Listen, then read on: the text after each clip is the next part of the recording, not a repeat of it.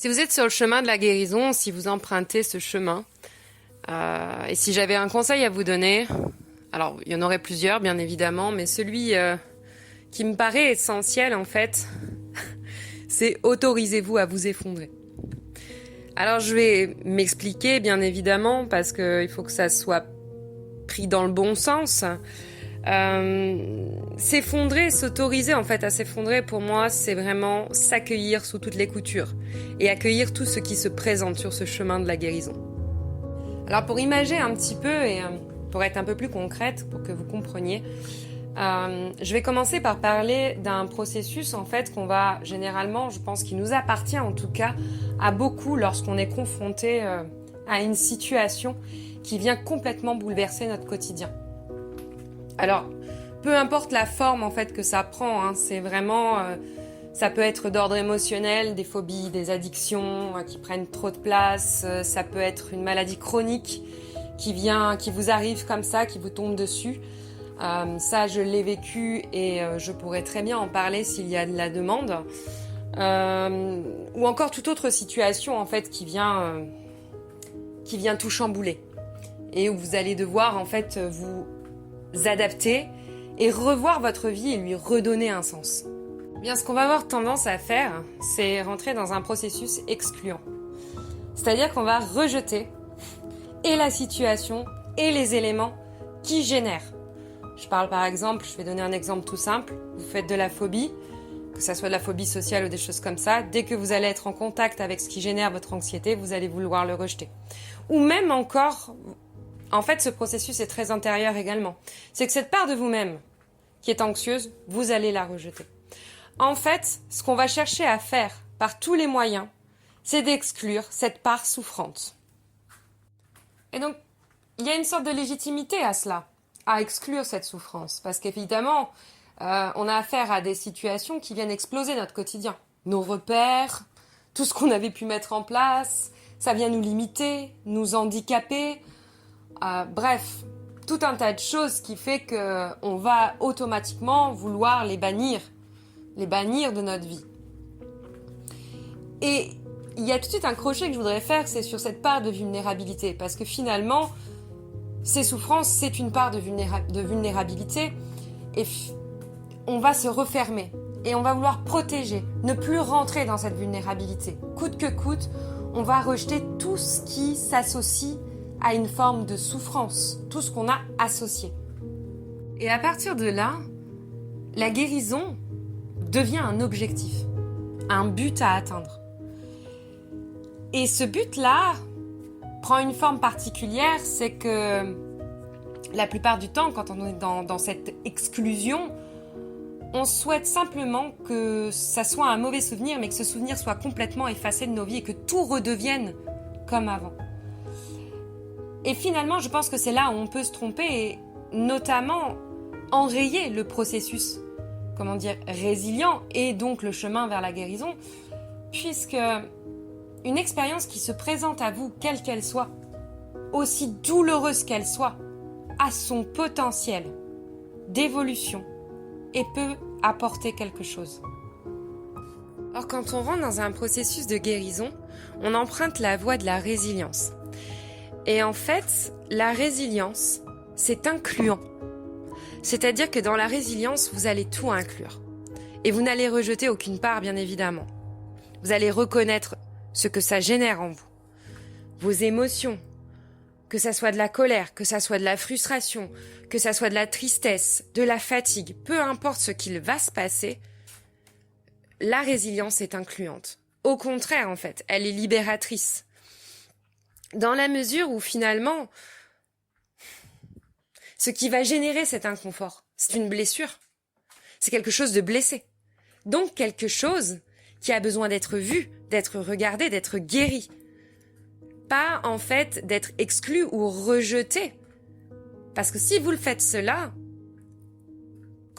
vous enfoncez en fait le couteau dans la plaie. Vous faites grossir en fait cette blessure. Il y a des choses que l'on peut mettre à distance de nous. C'est vrai. Pendant un temps. Mais pendant un temps.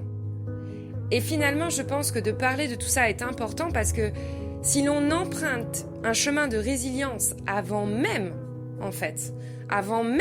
de vivre l'effondrement par la force des choses, eh bien je pense que le chemin serait bien plus aisé. Et aujourd'hui, on a besoin de ça. En tout cas, c'est ma façon de voir les choses.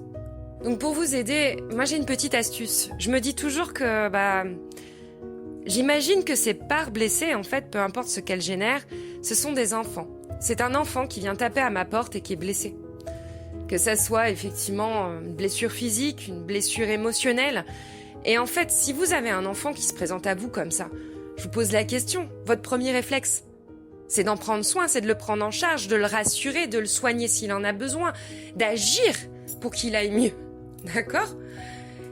Et d'imaginer que ces enfants incarnent nos blessures, c'est littéralement prendre conscience que l'on s'inflige quelque chose que l'on n'infligerait pas, en fait, en dehors de nous-mêmes. Qu'est-ce qui se passerait, je me le demande, si finalement on embrassait toutes ces parts qui demandent à être vues, à être exprimées? Car tout ce qui ne s'exprime pas s'imprime. Ça, c'est un truc redondant qu'on entend partout, mais c'est quand même très vrai. Dans un processus résilient, vous pouvez avoir vraiment plein d'émotions qui vont ressurgir en fait. Moi, je sais que j'ai pu traverser vraiment un espèce de bouleversement avec une fatigue très intense, de la colère, de la frustration. Et encore aujourd'hui, je travaille dessus. Et finalement, c'est quelque chose que je retiens encore. Et si on cessait de retenir? Et si on s'acceptait ou on acceptait de traverser ce qui se présente à nous maintenant, au travers en fait de cette guérison? Une guérison va susciter plein de choses en nous. Cependant, elles ne doivent pas, prendre le contrôle de votre vie. C'est ça que je veux dire. Renoncez à votre contrôle. Renoncez à ce contrôle-là, en fait. Renoncez au contrôle, mais ne cessez jamais de persévérer, en fait. C'est-à-dire que persévérez dans votre élan de guérison. Persévérez dans votre foi. Persévérez dans tout cela, mais renoncez à contrôler ce qui se présente à vous dans l'instant. Et finalement, quand je vous parle, je me parle à moi, là. Et pour moi, c'est faire ce message, faire ce vocal. C'est quelque chose, justement, où je vais à l'encontre de mes croyances profondes. Où vraiment, je fais un pied de nez à mes peurs en faisant ça. Et je pense que ce vocal peut être utile à d'autres. Et j'en suis persuadée. Et je m'autorisais pas à ça. Mais aujourd'hui, j'ai envie de partager mes expériences. D'autre part, c'est la réflexion que je me fais. Souvent, en fait, on va accuser cette situation ou ce qui vient à nous. Donc, en accusant, en fait, on va se positionner de façon... Alors attention, je pèse mes mots, parce que pour avoir vécu une maladie chronique, je les pèse vraiment, mais on va se positionner dans une forme d'infantilisation, voire de victimisation. C'est peut-être très fort comme mot, et je m'en excuse encore parce que je sais très bien.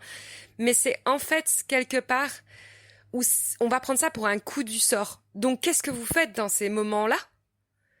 Eh bien, quelque part, vous vous placez dans une impuissance totale. Et c'est vrai que l'on rencontre l'impuissance face à certaines situations.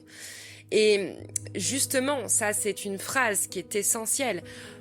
Pour moi, un processus de résilience, quand on rencontre l'impuissance dans sa vie, quand on se sent impuissant et quand on pénètre dans ce sentiment-là, eh bien, ça va nous amener à connaître la pleine puissance. Et je vous assure que ça peut se présenter sous des formes, bien évidemment, sous des formes que l'on ne s'imagine pas, en fait. Ça va être des formes, nous, on voudrait que ça se passe d'une certaine manière, mais ça va prendre une autre forme. Et c'est là, en fait, l'effondrement, il est pile poil à cet endroit-là. Enfin, en tout cas, dans mon expérience, il est pleinement au moment, en fait, où vous renoncez au contrôle de ce que cela génère et reflète en vous. Parce que finalement, c'est ça, en fait. C'est là, c'est présent et c'est généré. Et là, je le regarde à ce moment-là. Et j'embrasse ce qui arrive. Donc finalement, qu'est-ce que vous allez faire? Vous allez faire avec. C'est-à-dire qu'effectivement, au mieux de vouloir exclure, de combattre, de lutter, eh bien, vous allez dire oui, c'est là. Oui, c'est là. Et qu'est-ce que l'on bâtit maintenant ensemble? Et je suis certaine que finalement, ce que cela peut générer en nous n'est qu'une surface des choses. Et qu'en s'effondrant, on va connaître en fait l'émergence, mais depuis les profondeurs. Ce qui est tout à fait autre chose, je pense. J'en suis peut-être pas encore là, bien qu'il y ait des choses quand même qui s'ouvrent, ne serait-ce que de vous faire un vocal là tout de suite maintenant, et de vous partager mon expérience dans ma vulnérabilité, dans mes peurs. Eh bien, c'est peut-être ça, en fait. Qu'est-ce que je peux faire avec ce que j'ai? Comment je peux amener de la compassion, de la bienveillance?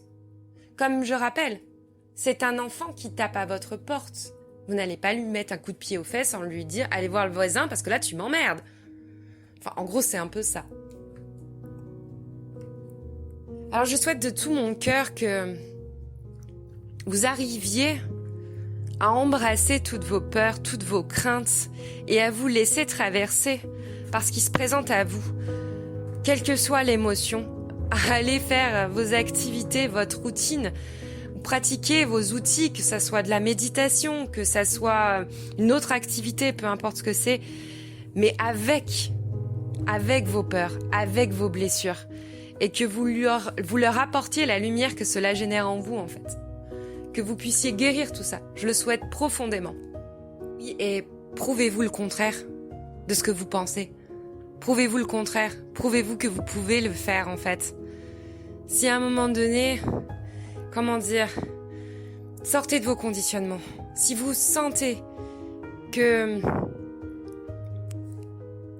tout en respectant les phases, finalement, où je chute, mais je me relève, vous allez recevoir plein de conseils qui peuvent être des guides sur votre chemin. Hein. C'est vraiment important, je dis pas le contraire. Un conseil est bienvenu. Cependant, j'ai envie de vous dire, ouvrez-vous à vous-même. Vous avez les réponses en vous. Donc on va vous conseiller peut-être à ce moment-là, oui, tu peux te reposer, mais fais des phases comme ça et surtout fais pas ça. Et médite tant de temps, mais pas... Peu importe en fait, ouvrez-vous à vous-même et faites-vous plaisir en fait. Faites-vous du bien, écoutez-vous, apprenez en fait ça. Prenez ce chemin d'apprentissage parce que je dis pas que c'est quelque chose de naturel, ou du moins, si ça l'est. Ça l'est, mais disons que nos conditionnements, nos croyances, tout ça est venu figer en fait. Et effectivement, bâtir un mur entre nous, ce que l'on est vraiment, et nous-mêmes, quoi. Donc, on n'a plus accès à ça. Mais rentrer sur cette voie d'apprentissage de retour à soi. Je me suis retrouvée dans des situations où vraiment à m'effondrer totalement, où c'était vide, où j'avais l'impression que tout était vide, que tout s'inversait. C'est très étrange comme sensation. Finalement, on se dit, mais à quoi ça sert tout ça? Tout ce bordel, c'est quoi le délire? Mais je vous assure que c'est un apprentissage et que c'est un chemin. Et que finalement, vous allez apprendre à osciller de haut en bas, de large, de long, en travers, peu importe. Vous allez apprendre à osciller comme un pendule. Et un jour, eh bien, vous trouverez une stabilité dans tout ça. Alors, en guise de conclusion, je vous ferai 2 PS. Le premier PS, c'est votre force se trouve au sein même de votre vulnérabilité. Embrassez votre vulnérabilité. N'ayez pas peur d'être vulnérable, en fait. Ouvrez-vous à elle. Elle aura beaucoup de choses à vous dire. Et deuxièmement, c'est un point particulier, je terminerai là-dessus, mais qui est très important. C'est souvent, enfin, en tout cas, c'est ce qui m'est venu. On a cette tendance à faire l'amalgame, à confondre, en fait, la résignation avec l'acceptation. Pour moi, ce sont 2 choses différentes. Dans la résignation, vous avez cette forme de désespoir et de fatalité. C'est-à-dire que ça va vous mettre en inertie en fait. Réfléchissez bien à ça. Quand vous dites bon bah c'est comme ça et pas autrement. Ça c'est très limitant en fait. L'acceptation est une forme d'accueil, donc ça ouvre. C'est-à-dire que vous allez regarder ce qui se présente. Vous allez effectivement l'accueillir, l'inclure en vous. Et ça va donner naissance à quelque chose d'autre. C'est deux choses importantes et c'est vraiment le point final à ce premier vocal. Et j'espère qu'il vous apportera quelque chose. Et sur ce, je vous souhaite un beau chemin. Un beau chemin.